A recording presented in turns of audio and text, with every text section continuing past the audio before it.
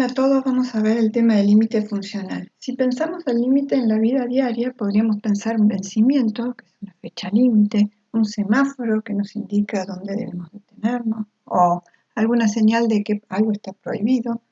En ingeniería, cuando pensamos en la noción de límite, podríamos pensar en cuáles son los materiales más aptos para una determinada cuestión. Por ejemplo, la resistencia, ver la resistencia de un material tiene un límite. El margen de error o de aproximación que podemos tener a alguna cuestión, por ejemplo, en algún tipo de temperatura a la que debamos trabajar algún tipo de material. Vamos a ver nosotros un fragmento de este video del doctor Paenza como para introducirnos en el tema y poder acercarnos a la noción de lo que es un límite, con una noción geométrica del límite. Quizás los griegos ayuden en este punto. Ellos sabían que medir el perímetro de un círculo era muy difícil. En cambio, lo que sí podían hacer es medir una sucesión de segmentos. Y de eso se trata. Aproximar la longitud de una circunferencia por una sucesión de segmentos, todos iguales en longitud. Pero para tener una mejor aproximación, iban haciéndolos cada vez más pequeños, pero en mayor cantidad. Tomo una circunferencia y primero dibuje un cuadrado inscripto. Después un pentágono regular. Después un hexágono. Ahora un heptágono, o sea, un polígono de 7 lados. Ahora un octógono de 8, de 20 lados. Cada vez el polígono tiene más lados. Y cada vez los lados, obviamente, son más pequeños. Pero como resultado, el polígono está cada vez más pegado a la circunferencia. Y una vez más, reaparece la noción de límite. Si uno pudiera llevar al extremo esta situación, debería decir que una circunferencia es un polígono con infinitos lados. Cada uno de esos polígonos tiene un perímetro. A medida que aumenta el número de lados, ese perímetro está cada vez más cerca ¿de qué perímetro? Del perímetro de la circunferencia. Uno podría decir entonces que el límite de los perímetros de esos polígonos es el perímetro de la circunferencia. En el límite es el perímetro de la circunferencia. Además, cuando la cantidad de lados de un polígono regular tiende al infinito, el límite de la figura que se forma es justamente un círculo, o si ustedes quieren, una circunferencia. Vamos a ver el límite funcional y vamos a verlo en una función armada en GeoGebra.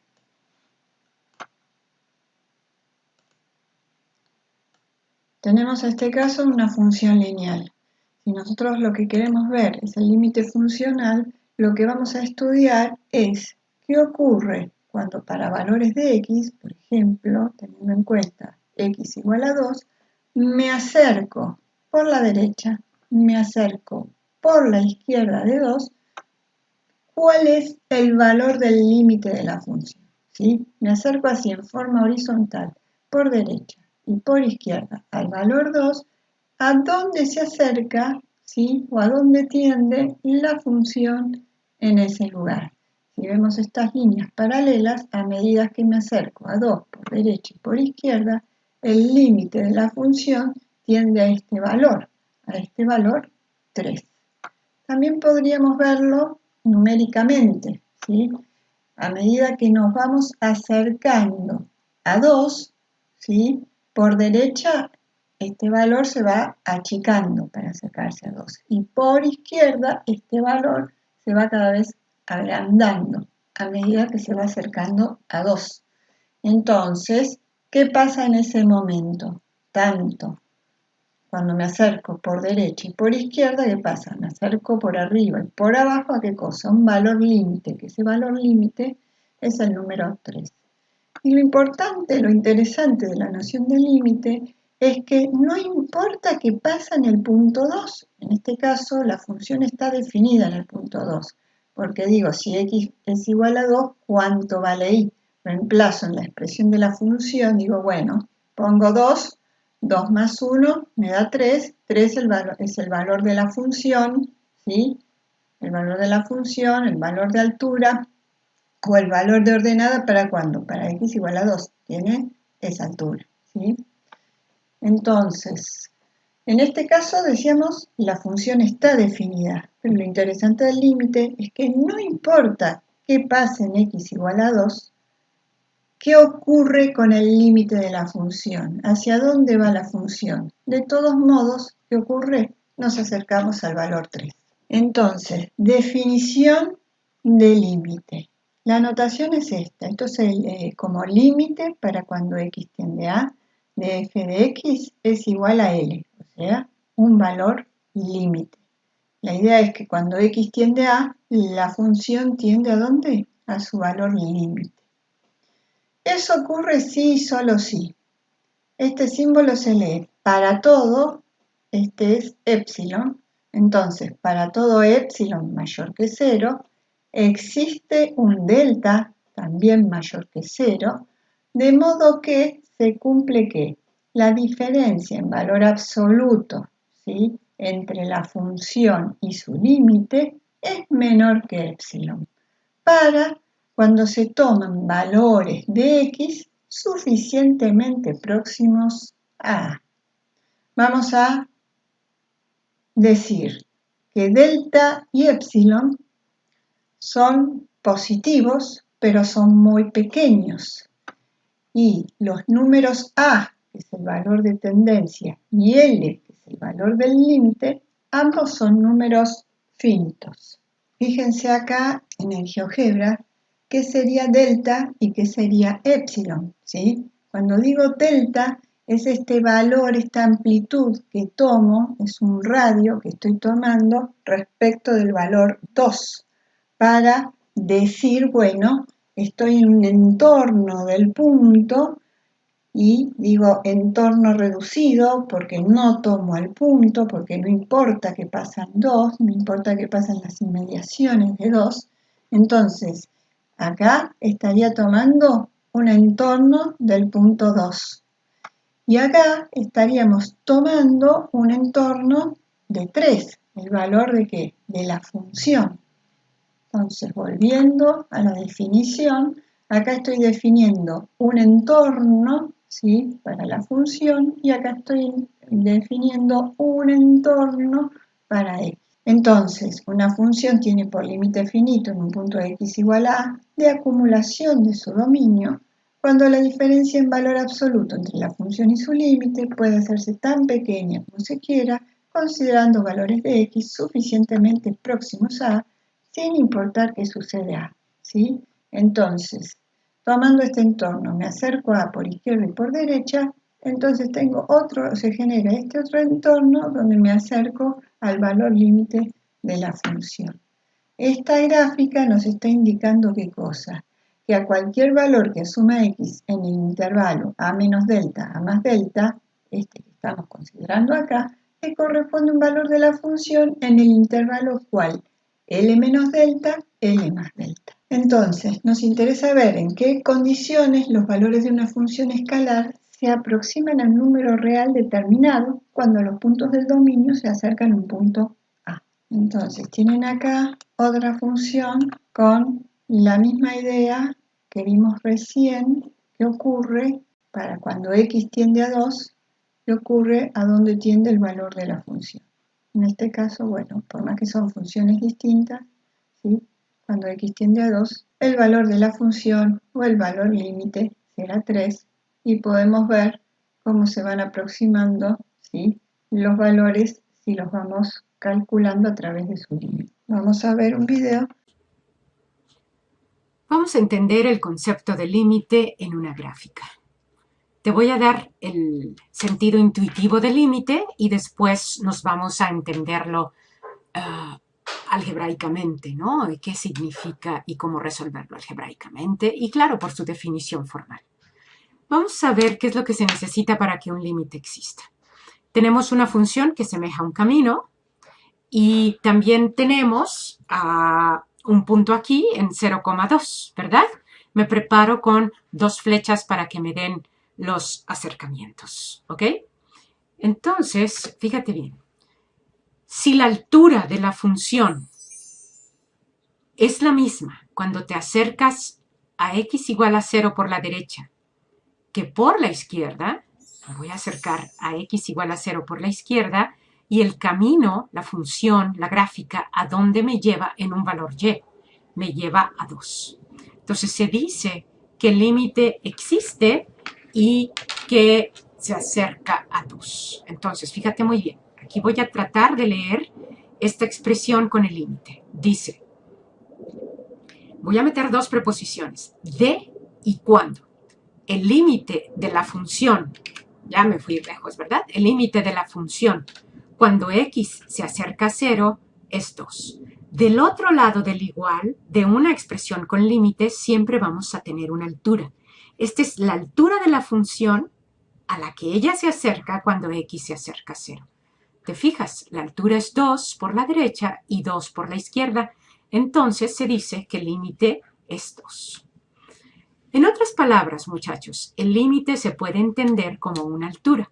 Vamos a verlo ahora con variables en vez de números. Si yo me acerco a A por la derecha, la función se acerca a B.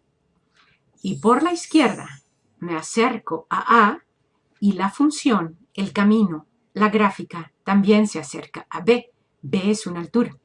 Por lo tanto, el límite de la función cuando x tiende a A es B. En otras palabras, también podemos decir, ¿a dónde se acerca la y cuando la x se acerca a A? Y tú dices, la y se acerca a este valor y, que es B. Si ya me estás entendiendo, vamos a ver qué pasa con esta función. Fíjate bien. ¿Qué crees? Hazme una predicción. ¿Qué crees que va a pasar cuando me acerque a 2 por la derecha y a 2 por la izquierda o desde la izquierda, como le quieras poner, la y a dónde se va a acercar? Efectivamente, lo que estás pensando, ¿no? La altura de la función se acerca... No se vio la animación, padre. La altura de la función se acerca a y por la derecha. Fíjate bien, ¿eh? Tú te acercas a x igual a 2 desde la derecha. Y también te acercas a x igual a 2 desde la izquierda. Y entonces coinciden. Por lo tanto, se dice que la x tiende a 2 y la y tiende a 1. Un límite es un acercamiento. Y del otro lado del igual de una expresión con límites, vamos a tener una altura. ¿Ok? Si ya le estás... Trabajamos ahora entonces con la definición. Decimos que el límite para cuando x tiende a de f de x es igual a L, si solo si para todo epsilon mayor que 0 existe un delta mayor que 0, de modo que la diferencia en valor absoluto entre la función y su límite puede hacerse tan pequeña como se quiera, considerando o tomando valores de x suficientemente próximos a A. Habíamos dicho que delta y epsilon son positivos pero muy pequeños y que A y L son números finitos. Entonces vamos a calcular límites por definición. Por ejemplo, tenemos el caso de la función 2x más 1. ¿Cómo sería o cómo hacemos para calcular este límite? Vamos a plantear lo siguiente. Tenemos el valor absoluto de la diferencia entre la función y su límite menor que epsilon. Entonces, la función es 2x más 1. El límite para esta función, si lo calculamos, vamos a decir que es 3, porque el límite se calcula reemplazando el valor de tendencia en la variable. Entonces, 2 por 1 más 1 nos quedará 3, valor del límite. Y si tomamos un epsilon, ¿sí?, que sea de un 10 milésimo, bueno, expresamos esa situación. Luego lo que tenemos que hacer, ¿qué es? Operar algebraicamente. Lo único que hacemos acá es 1 menos 3, 2. Y luego de eso tenemos 2 y 2. En los dos términos podemos sacar factor común.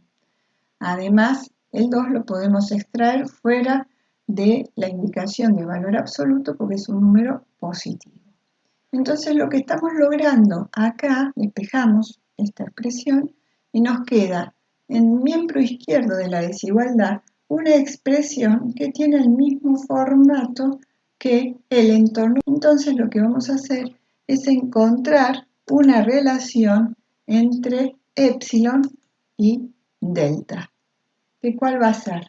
Acá lo tenemos expresado, la relación entre epsilon y delta quiere decir que delta es igual a ¿qué cosa? A epsilon sobre 2. Habíamos dicho que el valor de epsilon era 0,1 milésimo. Cuando terminamos, ¿sí?, de resolver, encontramos ¿qué cosa?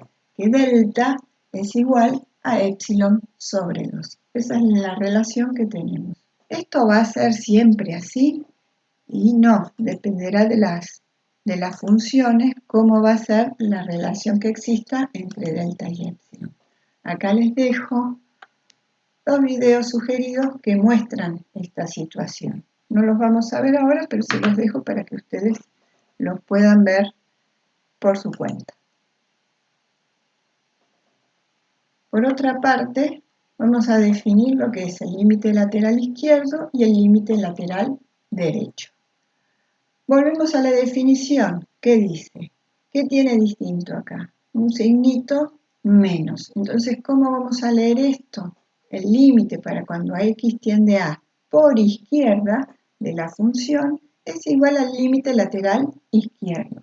Si solo si ocurre ¿qué cosa? Esto se lee como lo hacíamos hasta ahora. Para todo epsilon mayor que 0, existe un delta mayor que 0, de modo que la diferencia en valor absoluto entre la función y su límite es menor que epsilon, o puede hacerse tan pequeña como se quiera, tomando ¿qué cosa? Valores de x suficientemente próximos a a. Pero ahora, ¿qué valores de x suficientemente próximos a a? Los que tengo por izquierda, porque digo el límite para cuando x tiende a a por izquierda. Cuando me acerco por izquierda a a, ¿qué hago? Me acerco por valores menores que a. Y eso es lo que estoy indicando acá. El entorno o el semientorno que estoy indicando, ¿cuál es? A menos delta a. De la misma manera, vamos a definir lo que es el semientorno derecho. ¿Cómo lo indicamos eso? Con un más. Entonces, ¿qué leemos acá? El límite para cuando x tiende a por derecha de la función va a ser igual al límite lateral derecho. Si solo si ocurre ¿qué cosa? Para todo epsilon mayor que 0, existe un delta mayor que 0, de modo que la diferencia en valor absoluto entre la función y su límite lateral derecho va a ser tan pequeña como se quiera, considerando valores de x suficientemente próximos a a. Pero suficientemente próximos ¿por dónde? Por derecha, porque me acerco a por derecha. Entonces estoy definiendo un semientorno a más delta, como lo tenemos acá en la gráfica. Entonces, dijimos que nos acercábamos por derecha y lo hacemos ¿por qué? Por valores mayores que a. Consideremos qué cosa, que estamos en una recta real. Me acerco por derecha y por izquierda según cómo son los valores a derecha y a izquierda en una recta respecto de ese valor que estoy considerando. Veamos nuevamente una animación con GeoGebra. Me acerco por derecha, me acerco por izquierda a x igual a 2 y qué ocurre con el valor límite para esta función. Me voy acercando por encima y por debajo de 3 al valor 3. Y habíamos dicho, muy importante era considerar qué cosa, que no importa qué pasa en x igual a 2. Lo importante es ¿qué ocurre en las cercanías de 2? Y en las cercanías de 2 lo que ocurre es que nos acercamos al valor 3 como límite, como valor de la función. ¿Sí? Me importa qué pasa justo ahí al lado de 2. Me acerco a 3 justo ahí al lado. A partir de esto vamos a decir que para que exista el límite de una función para cuando x tiende a, los límites laterales como deben ser iguales. Entonces existe el límite para cuando x tiende a de la función f de x igual a L, si solo si el límite lateral izquierdo es igual al límite lateral derecho, y eso es igual a ¿qué? A un número único y finito. Eso recibe el nombre de verdadero valor. ¿Cómo se realiza la operación de paso al límite?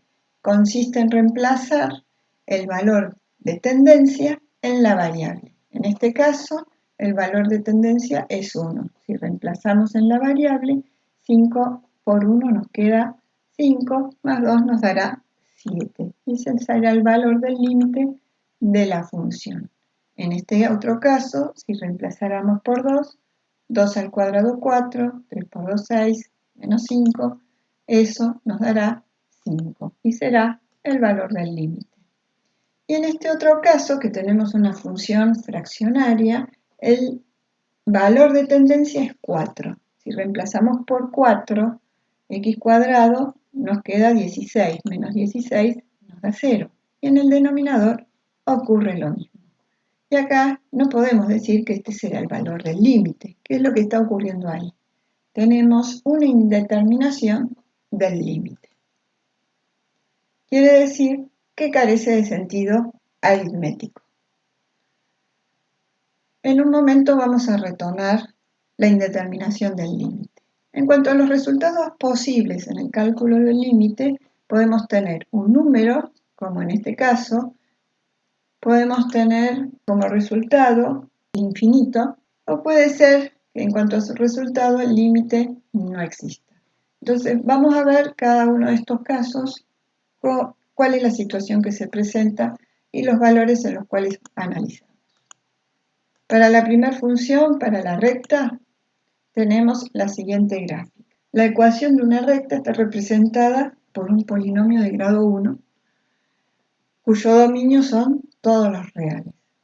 Y si nosotros tomamos límite, por ejemplo, para cuando x tiende a 3, ¿sí? Tomamos acá 3, para cuando x tiende a 3, vamos a ver que el valor límite es 11. Si calculamos algebraicamente, 3 por 3 es 9, más 2, obtenemos como resultado 11.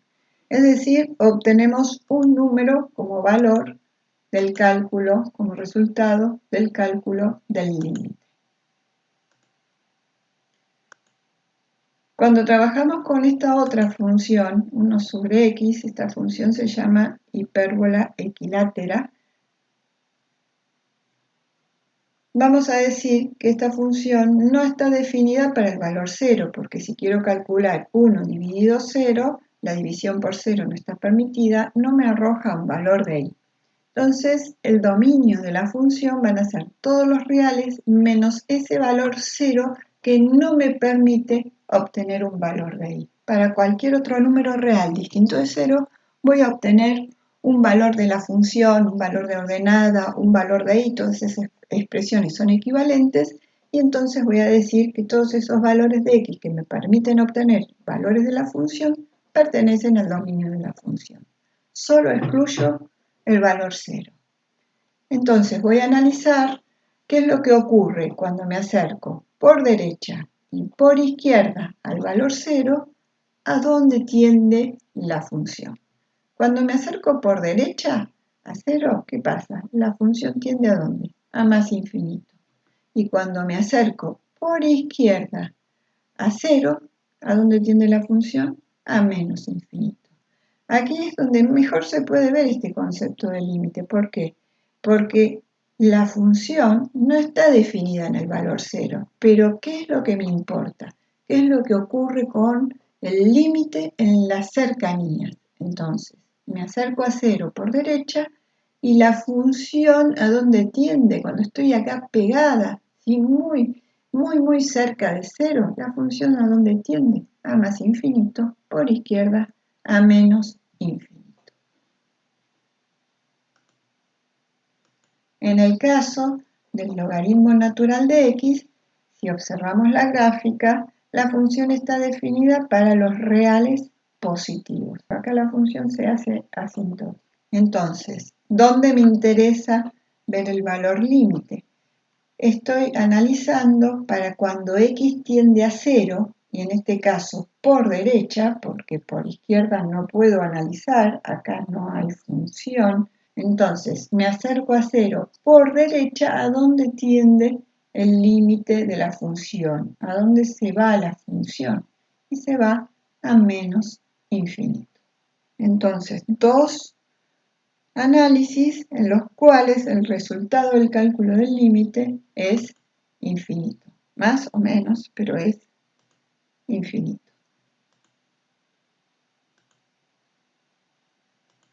Otro caso es el que se da cuando el límite no existe. ¿Qué quiere decir que no existe? Que no se puede calcular. Veamos qué ocurre si nosotros tomamos el límite para cuando x tiende a más infinito, ¿sí? X asume a valores extremadamente grandes. ¿Qué va ocurriendo? Quiero analizar el límite de la función. Voy viendo qué pasa con los valores de y de ordenada de la función. ¿Qué ocurre? Oscilan entre menos 1 y 1, ¿sí? Acá voy hasta 1, a medida que x tiende a más infinito, me voy yendo lejos, la función va hacia 1, va decreciendo, llega a menos 1, vuelve a obtener valores de ordenada cada vez más grandes hasta llegar a 1, y luego va decreciendo los valores de ordenada hasta llegar a menos 1. Y esto se sigue repitiendo a medida que se va x tiende a más infinito. ¿Y qué va a querer decir eso? ¿Tiende a un único lugar, hacia un lugar? ¿Hay un límite de la función? Y no, porque esto va a seguir ocurriendo en la tendencia para x más infinito y entonces no va hacia un lugar definido la función y entonces no se acerca a ningún lugar. Y lo mismo ocurre cuando x tiende a menos infinito. La función oscila indefinidamente, por lo cual tampoco existirá el límite para esa tendencia. Entonces, este es un caso en el que el límite no existe. Para introducirnos en los casos de indeterminación, vamos a ver un video de Sáenz Cabezón que lo cuenta con sucesiones. Hola amigos de las mates, hoy voy a responder a una pregunta que me habéis hecho muchos de vosotros. ¿Qué pasa cuando dividimos algo entre cero? ¿Por qué da infinito? ¿Y cuánto es cero entre cero? La cosa tiene su miga y aquí os la voy a contar. Cuando aprendiste a dividir en el cole, seguro que pensaste en la división como en repartir algo en partes iguales o cortarlo en porciones. Ahí aparecieron las fracciones, el lío de sumarlas, la alegría de dominarlas. Así, si tengo una tarta y la divido en 4 partes, cada parte tiene un cuarto de tarta. O si divido 3 litros de agua en 8 vasos, cada vaso tiene 3/8 de litro. Estupendo, todo guay, pero vamos a pensar en la división de otra forma. ¿Cuánto es 1 dividido entre 2? Fácil, 1/2, también llamado 0,5. Es decir, que si multiplico 0,5 por 2 me da 1. En realidad, este truco funciona siempre. Calcular cuál es el resultado de dividir A entre B es igual a encontrar un número que multiplicado por B resulte A. ¿Me sigues, no? Vamos a usar esto para saber por qué algo dividido entre 0 da infinito. Pongamos, por ejemplo, que ese algo es 1. En realidad da igual que sea 1 o cualquier otro número. El razonamiento es el mismo. Vamos a dividir y a dibujar los resultados. Veamos, ¿cuál es el resultado de dividir 1 entre 2? Bueno, pues es un número que multiplicado por 2 da 1, exactamente 0,5. Pero ¿qué pasa si lo dividimos por cosas más pequeñas? Por ejemplo, ¿cuál es el resultado de dividir 1 entre 1? Pues un número que multiplicado por 1 me dé 1. ¿Adivinas cuál? Exacto, el 1. Vamos a subir el listón. Enseguida vas a ver dónde quiero llegar. ¿Cuál es el resultado de dividir 1 entre 1/2? Pues será un número que multiplicado por 1/2 me dé 1. ¿Y cuál es ese número? El 2. Obviamente, 2 por 1/2 da 1. Vamos a dividirlo por algo aún más pequeño. ¿Cuál es el resultado de dividir 1 entre 1/10? 10, que es mayor que 2. De esta forma, según vamos dividiendo por números más pequeños, el resultado es un número cada vez más grande. De modo que podemos ir siempre acercándonos al 0. ¿Y qué significa esto? Pues que si 0 es el límite de los números por los que vamos dividiendo, el límite de los resultados es infinito. Y eso es justo lo que quiere decir que algo dividido entre 0 es infinito. Solo es una forma de hablar de límites, porque infinito no es un número, es una expresión de un límite. Quiere decir simplemente que dividir por un denominador mucho más pequeño que el numerador da un resultado muy grande. Bueno, pero entonces hay gente que se pone estupenda y dice, ya claro, pero ¿y qué pasa si el numerador es 0? ¿Listo? Como dices tú, el número por el que hay que multiplicar lo que sea para que te dé 0 es 0. O sea que dividir 0 entre cualquier cosa da 0. ¿Y ahora qué? ¿0 entre 0 da 0 o da infinito? Aclárate. Bueno. Tranquilidad, amigos. La respuesta fácil es que 0 dividido entre 0 no está definido. Fin de la historia y a la cama sin cenar por preguntar tonterías. ¿Vale? Está bien.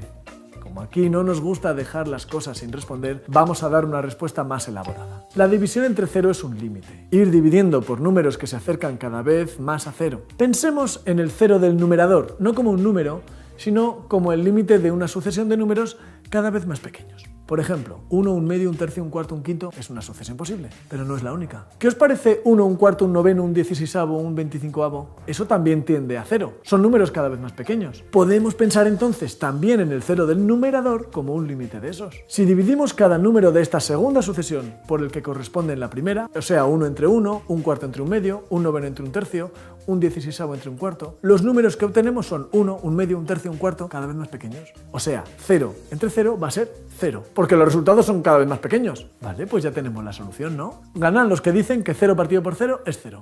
No tan rápido, amiguito. ¿Y si lo hacemos al revés? Dividimos los números de la primera sucesión entre los de la segunda, o sea, 1 entre 1, 1/2 entre 1/4, 1/3 entre 1/9, 1/4 entre 1/16. Los resultados son 1, 2, 3, 4, o sea, cada vez más grandes. Esta vez 0 entre 0 da infinito. ¿What? ¿Pero de qué vas? ¿Dos resultados diferentes? Pues espérate que vas a flipar. Mira esta sucesión. 2, 2 medios, 2 tercios, 2 cuartos, 2 quintos. Son números cada vez más pequeños que tienden a 0. Si los dividimos entre 1, 1 medio, 1 tercio, 1 cuarto, 1 quinto, el resultado es siempre 2. Todo el rato. Así que esto significa que en el límite 0 partido por 0 es 2. En realidad podemos elegir formas de acercarnos al 0, sucesiones de esas, de tal forma que al dividir los términos correspondientes, el resultado sea lo que nos dé la gana. Así que ya sabéis. Cuando alguien os pregunte cuánto es 0 partido por 0, le podéis decir el resultado que queráis, que será cierto. Eso sí, luego se lo explicáis, que aquí no nos gusta dejar las cosas a medio hacer.